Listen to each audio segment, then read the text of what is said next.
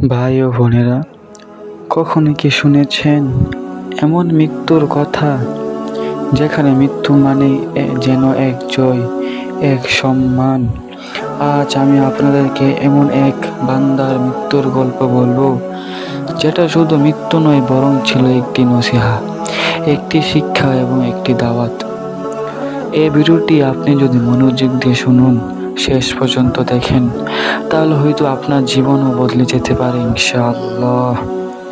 এই ঘটনাটা ঘটেছিল মিশরের এক ছোট্ট শহরে। একজন মানুষ, নাম তার আব্দুল্লাহ, খুব সাধারণ একজন মানুষ ছিলেন। দোকান চালাতেন। কখনো বড় কোনো বক্তা ছিলেন না, কোনো আলিমও ছিলেন না। তবে একটা জিনিস ছিল তার মাঝে, তা হলো আল্লাহ ভীতি। তিনি আল্লাহকে ভয় করতেন। সকাল হলেই নামাজ দেখা হতো মসজিদে। কেউ দুঃখে পড়লে সাহায্য করতেন, আর যখন দোকান বন্ধ হতো তখন বসে বসে কোরআন পড়তেন। একদিন ঠিক মাগরিবের নামাজের পর তিনি মসজিদে বসে কোরআন তিলাওয়াত করছিলেন। সেই সময় হঠাৎ করে তিনি নিচে পড়ে গেলেন। সাথে সাথে মানুষ দৌড়াতে আসলো। দেখা গেল তিনি আর নেই। ইন্না লিল্লাহ। তিনি আল্লাহর ডাকে সাড়া দিয়ে এই দুনিয়ায় পরপরের উদ্দেশ্যে চলে গেলেন। কোরআন পড়তে পড়তে আল্লাহর ঘরে নামাজে পড়ে তার মৃত্যু হয়েছে। ভাই ও বোনেরা, ভাবুন তো, কোরআন তেলাওয়াত করতে করতে মৃত্যু, নামাজের পর পর মসজিদে। এটা কি নয় একজন মানুষের জন্য শ্রেষ্ঠ মৃত্যু?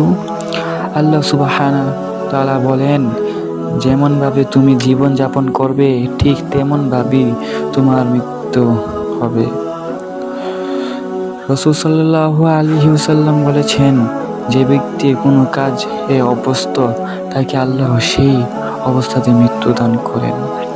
এবং কোরআনে আল্লাহ বলেন, হে প্রশান্ত আত্মা, ফিরে এসো তোমার প্রভুর দিকে, তুমি সন্তুষ্ট এবং তোমার প্রতি সন্তুষ্টি রয়েছে। সূরা ফজর আয়াত ২৭ নম্বর। এই ঘটনা কি আমাদের জন্য একটি বড় শিক্ষা নয়?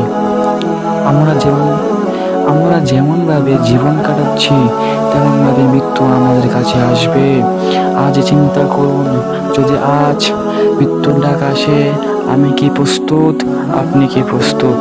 ভাই ও বোনেরা, চলুন এই মুহূর্ত থেকে আল্লাহর দিকে ফিরে যাই। নামাজ ঠিক করি, ঈমান আমল ঠিক করি, কোরআনের সঙ্গে সম্পর্ক গড়ে তুলি, ভালো কাজ করি, অন্যকে সাহায্য করি।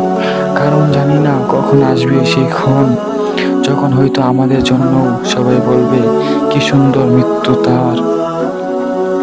আপনি যদি এই গল্প থেকে কিছু শিখে থাকেন, তাহলে ভিডিওটি শেয়ার করুন আর কমেন্টে বলুন, আমি আল্লাহর পথে ফিরে আসতে চাই।